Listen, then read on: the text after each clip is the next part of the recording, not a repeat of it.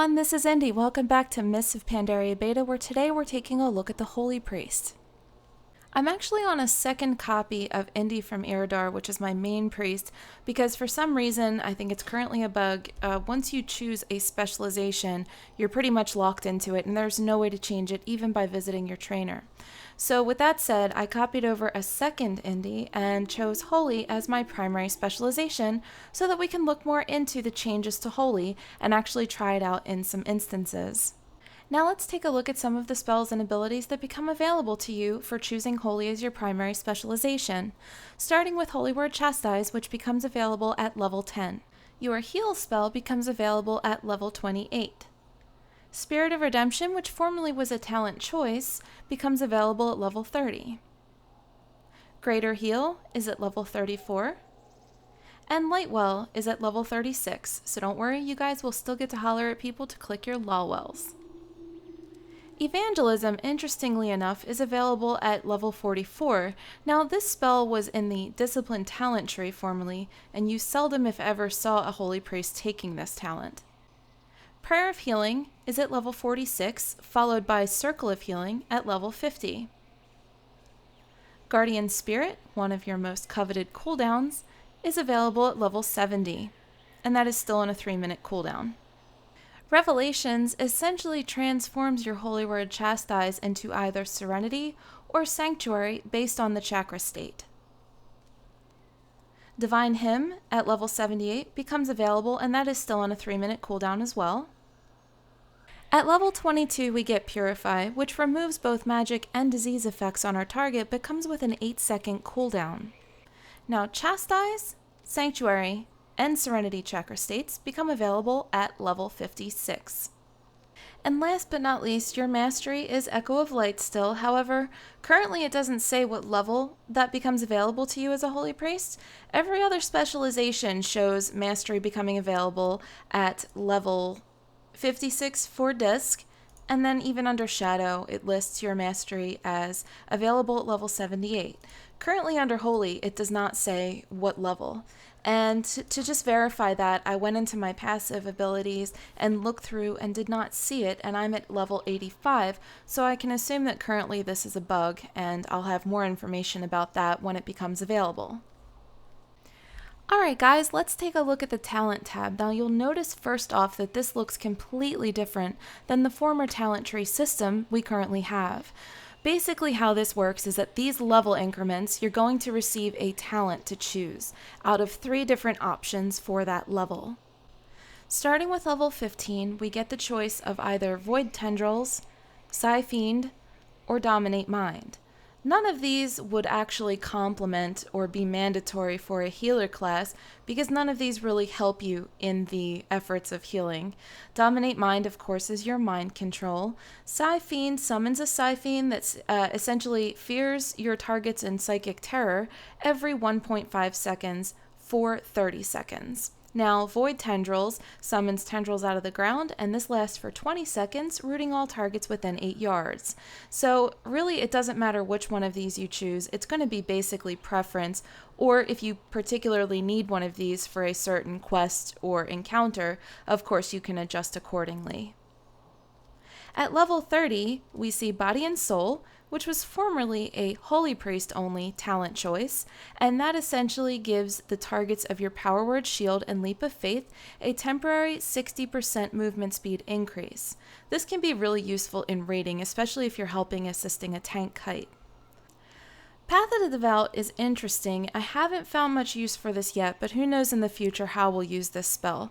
I'm also unclear as to whether or not this increases just the priest's movement speed or any target of Levitate. We'll try this out a little bit later just to confirm.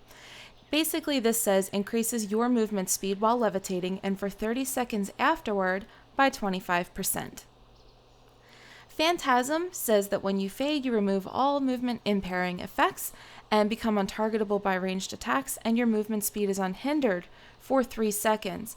This seems to me to be completely situational and or extremely beneficial to the PvP priest. I don't really see a Holy Priest taking this unless, of course, the situation calls for it. So we're going to go with Body and Soul. At level 45, our first choice is From Darkness Comes Light. This was formerly Surge of Light, a Holy Priest tree talent. And as you can see, it has a flip side Surge of Darkness, which would be for the Shadow Priests. Coming soon, I don't really know what this is going to be, but for now, it is not an option. And of course, Archangel. This was formerly in the Discipline tree talent choices. And of course, you have Archangel and Dark Archangel depending on your spec. Now, because I've never really tried playing around with Surge of Light since the last time I was Holy, I'm going to go ahead and choose it just for sake of testing things out. At level 60, Desperate Prayer is one of your choices, and this is on a 2-minute cooldown, instantly healing you for 30% of your total health. Chances are you'll want to take this one here, Void Shift. This is a 3-minute cooldown instant cast spell that swaps your health percentage with the current friendly target and then heals the lower health target by 25%.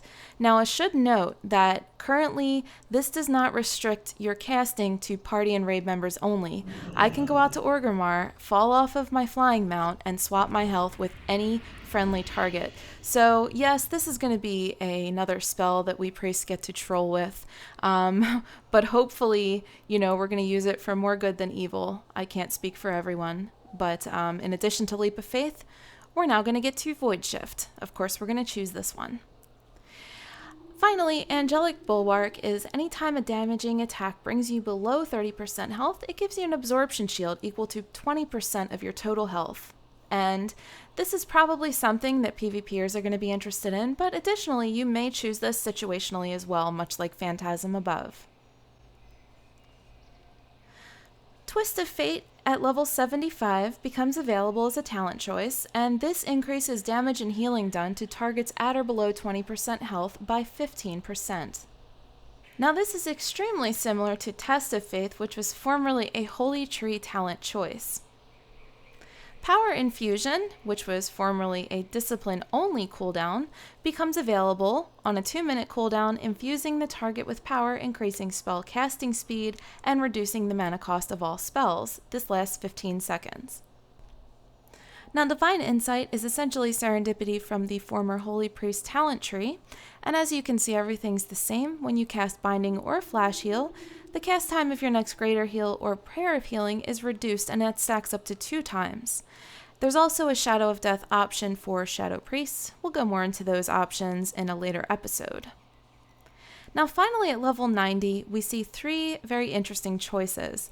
Let's start with Cascade. This is a 25-second cooldown instant cast spell that launches a Holy Bolt at the target. This grows in power as it travels, causing up to 36,274 damage to an enemy, or up to 36,274 healing to an ally. The interesting thing is, this effect bounces from allies to other allies or from enemies to other enemies. Each time it bounces, it splits into 2 bolts, preferring farther away targets and never hitting the same target twice. Cascade can bounce up to 4 times. I see this as a very interesting spell we'll probably be using for healing, and it's almost like a Prayer of Mending on steroids. Alright, now Divine Star is interesting too. It's almost like a little boomerang. When you throw it in front of you, it travels 20 yards and it causes divine damage to all enemies, and it also causes healing to all allies in its path. When it reaches its destination, it will return to you, but along the way it will also deal damage and healing to all targets in its path as well. Halo is going to be a very interesting spell to use, however at a hefty cost of 28,000 mana per cast. It's on a 1-minute cooldown, and it creates a ring of holy energy around you. It quickly expands and grows in power up to 30 yards away. Now this deals up to 70,326 holy damage to, and up to 70,326 healing to allies, and its greatest effect is at 25 yards. So let's learn these. Alright folks, now let's take a look at the Glyph tab for priests, and you'll notice right off the bat that prime glyphs are no longer. We have 3 slots for major and 3 slots for minor glyphs, and that is pretty much all. So starting with the most notable changes here, I'm not going to go into each and every glyph because some of them are very similar to what they formerly were. You'll see Atonement here at the top, and this is now a glyph choice, no longer a talent choice, so pretty much any priest can take this if they choose to Atonement heal. The Glyph of Holy Fire now makes your Holy Fire spell instant cast. Inner Sanctum was also formerly a talent choice. Essentially, when you're an Inner Fire, your spell damage taken is reduced by 6%, and when you're an Inner Will, your movement speed bonus is increased by 6%. The Glyph of Lightwell now only increases the total amount of charges in your Lightwell by 2, down from 5. The Prayer of Mending Glyph still heals for an additional 60% at the first target, however, it removes 1 charge from your palm. The Glyph of Spirit of Redemption becomes available, and this increases the duration of your SOR by 10 seconds. And at the bottom of our major glyph choices, you'll see the Glyph of Strength of Soul. This was formerly a discipline-only talent choice, and it used to remove the Weakened Soul debuff each time you cast a heal on your target. However, now it only states that when you cast Inner Focus, you become immune to Silence, Interrupt, and Dispel effects for 5 seconds.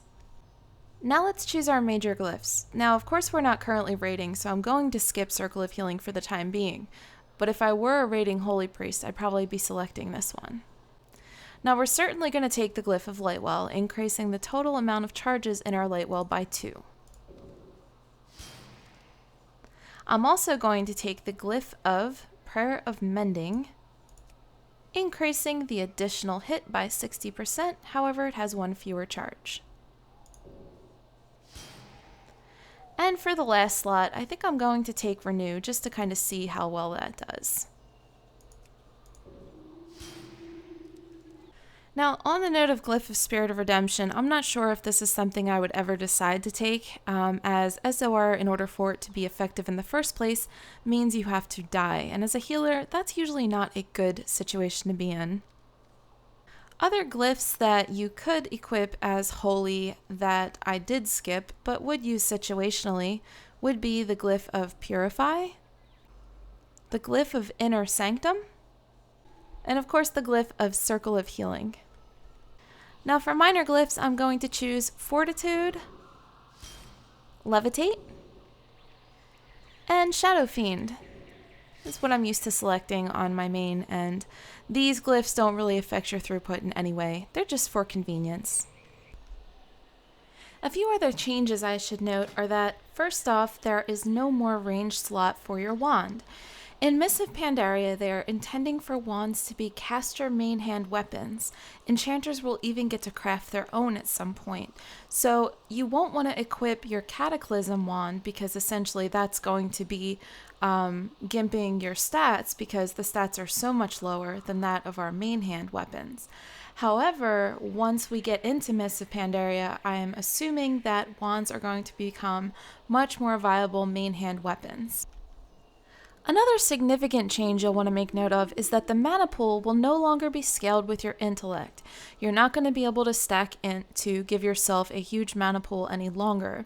The only thing you can really do is take the mana pool that's given to you based on your level, which it scales up with, and adjust your regeneration accordingly.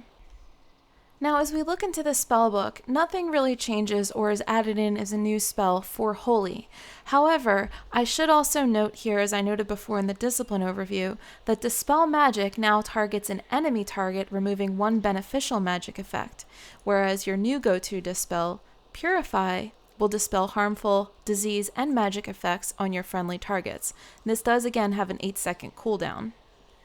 So that about wraps up our Holy overview. Now please note that both the Discipline and Holy overview videos were just touching the surface of things that have changed as far as specializations, talents, glyphing, and spells. I'm going to go into the new instances and heal them with both specializations to kind of see further how things are working now. And I'll definitely be posting those videos ASAP as soon as I can finish them. Be sure to leave your comments below with any feedback or questions you have regarding this content, and I'll be happy to answer them or even follow up in a future video with the information you're looking for. Stay tuned for much more Mists of Pandaria Priest updates. Again guys, this has been Indy with TGN. Thanks for watching and see you next time. This video has been part of the Way Movement, a career path in video. To learn more, visit tgn.tv.